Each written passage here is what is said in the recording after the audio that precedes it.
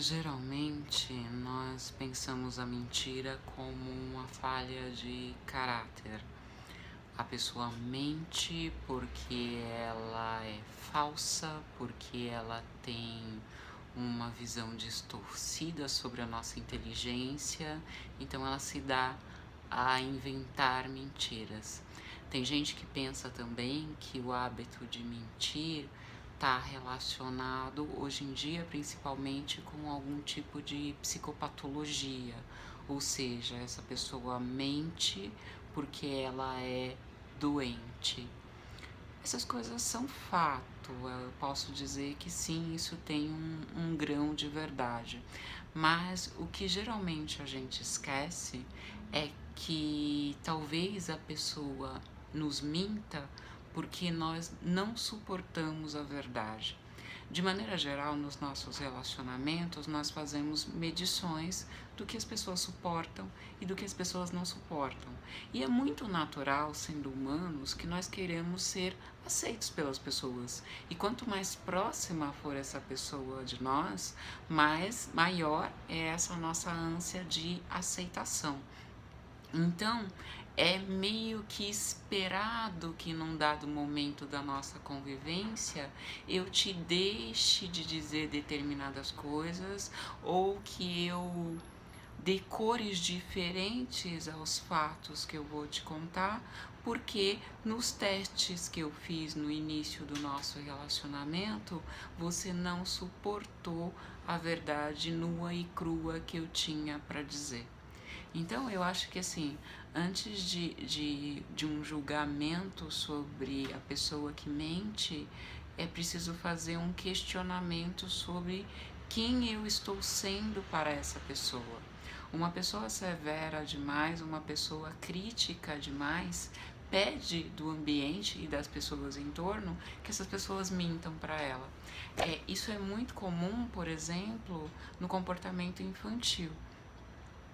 Tem um momento da vida da criança em que ela mente para fazer teste de realidade mesmo. Vocês devem saber que a gente demora muito tempo para entender que os nossos pais, a nossa mãe principalmente, os nossos cuidadores, os adultos em torno de nós, não sabem ler pensamento, porque como eles têm aquele hábito de ficar traduzindo pra gente a todo tempo nossas sensações internas, nossas sensações externas, eles veem as nossas expressões, então a gente pensa que não é perceptível por fora, mas é porque a pessoa te traduz isso na conversa. Então, assim, muito tempo para eu entender que você não tem acesso ao que eu penso internamente. Ora, os primeiros momentos em que eu começo a desconfiar disso, tipo, a minha mãe não sabe o que eu tô pensando, eu tenho que fazer testes de realidade para comprovar se ela sabe ou não o que eu estou pensando. Esse é o momento das primeiras mentiras infantis. Elas são, na minha maneira de entender, bastante constitutivas, porque uma pessoa que crescer com a sensação de que os pais ou as pessoas em torno leem seu pensamento, vai ser uma pessoa, não quero usar um termo técnico, mas pensaria psicotizada, ou para dizer de um jeito mais cotidiano, uma pessoa que não tem noção dos limites do eu, que não tem noção de privacidade, cuja vida toda, inclusive a vida interior, vai ser constituída para responder à expectativa dos outros. Isso não é muito funcional na nossa sociedade. Então, assim, a gente começa a mentir para entender o que sou eu, o que é o mundo, entender que as pessoas em torno de mim têm muito acesso a mim, mas não totalmente. Tem um campo de privacidade representado pelos meus pensamentos e pelos meus desejos que não é acessível às pessoas. É claro que o papel dos adultos nessa situação é pontuar. Olha, eu estou percebendo que o seu discurso não corresponde aos fatos. Mas, ao mesmo tempo, uma certa visão de etapa sendo vencida mesmo. Às vezes as pessoas ficam angustiadas quando uma criança mente, porque elas pensam que isso vai determinar o caráter dela eternamente. Então, uma pessoa de 4 anos está mentindo, logo vai ser uma pessoa de 20, 30, 50 anos mentirosa. Não necessariamente. É claro que a educação tem que acontecer e a educação passa por esse movimento de restrição, de repressão, de denúncia, mas o ato em si, o ato da mentira, é constitutivo no sentido de estabelecimento dos limites desse dentro e desse fora. Mas pode acontecer da criança ter entendido que esses pais não eram receptivos à interpretação que ela tinha da realidade, ou seja, a sua própria verdade. E pode ser que essa criança tenha aprendido a distorcer a realidade para os pais, para essa realidade se tornar mais aceitável para eles, e que isso possa ter se tornado um hábito cotidiano, um hábito de comportamento, que mesmo os pais não estando lá, mesmo a pessoa que está presente sendo uma pessoa receptiva, a pessoa continua a mentir. Isso pode acontecer. Eu acho improvável, porque de maneira geral a gente consegue perceber o que as pessoas suportam da gente ou não. Então, mesmo entre muitas aspas, um mentiroso compulsivo vai encontrar alguém para quem ele possa dizer a verdade, alguém em quem ele confie. Aí cai naquilo que eu estava dizendo no começo. Muitas vezes a pessoa mente pra gente porque a gente é crítico demais, porque a gente é severo demais, porque a gente não suporta essa pessoa como ela é. Que é meio natural na nossa educação, né? A gente sempre quer que as pessoas sejam melhores. E nisso de serem melhores, elas não podem ser o que elas são. E eu acho que a gente entende que a humanidade é composta do que eu tenho de melhor e do que eu tenho de pior. E que para o que eu tenho de melhor aparecer, tem que aparecer também o que eu tenho de pior. E suportar isso, eu acho que se chama relacionamento. Para mim, relacionamento é você dar conta do que a pessoa é, não no seu ideal, e não no ideal dela, mas no que ela consegue ser no cotidiano. E eu acho extremamente grande, extremamente sofisticado ser capaz de amar as pessoas como elas são. Sei que isso é dificílimo, sei que a gente tem lapsos disso, momentos muito específicos que nós conseguimos isso, mas eu gosto disso como padrão ideal, gosto disso como signo de elegância, como signo de sofisticação mesmo, de maturidade enquanto ser humano.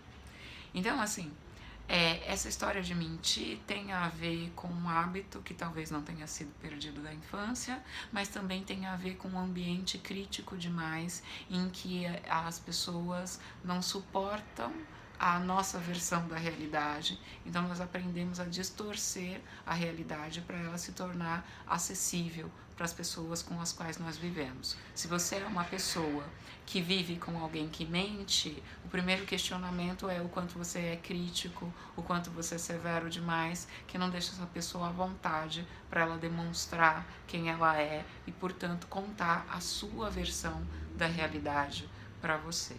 O outro ponto, que é um ponto um pouquinho mais delicado, é que existem pessoas que sofreram severas agressões na infância, dessas que vocês veem nos noticiários e que a gente está muito acostumado com elas e acaba não dando o devido valor constitutivo da personalidade ou do caráter, como eu prefiro, que elas têm. Então, uma criança que foi acostumada à violência, uma criança que foi severamente brutalizada, para suportar o que ela viveu, vai ter que distorcer a realidade.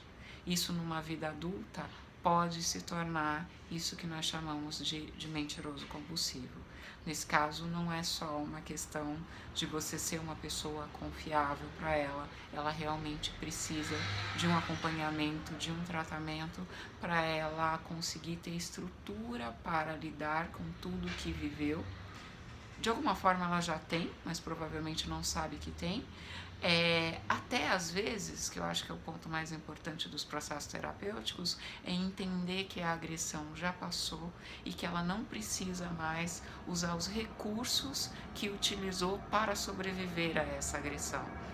Então, nesse caso, a gente realmente precisa de muita paciência e de um avião passando.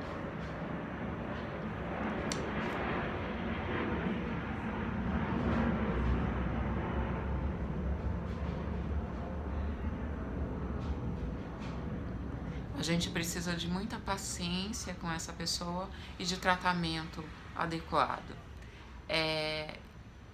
Eu gosto de dizer, não de verdade, mas da minha própria versão da realidade. Ontem eu fui ao teatro, assisti a primeira vez que eu assisti uma comédia em pé e foi muito divertido. Eu estava acompanhada e se eu perguntar para o meu acompanhante o que ele viu, ele certamente viu coisas muitíssimo diferentes das que eu vi, muitíssimo diferente das que eu vi. E essas coisas diferentes que ele viu são a versão dele do evento que nós vivemos juntos. Eu tenho a minha versão. Verdade e mentira podem estar relacionadas com o ponto de vista, com o que você consegue captar daquela vivência. A gente espera sempre que tenha pontos confluentes, pontos comuns, então nós vamos concordar que o teatro ficava em determinado endereço, nós vamos concordar que o rapaz que fazia a comédia em pé, usava um óculos com aro branco, eu enxerguei branco, mas eu acho que eu posso discutir isso, porque talvez não fosse branco, talvez fosse bege, enfim, aí já começa o campo que demanda a minha estrutura interna para ser capaz de interpretar o que eu vi. E não dá para você me dizer que eu estou mentindo porque você está lá e viu outra coisa. Dá para se dizer que nós temos versões diferentes da realidade, porque a realidade é um campo muito amplo que nós captamos com as limitações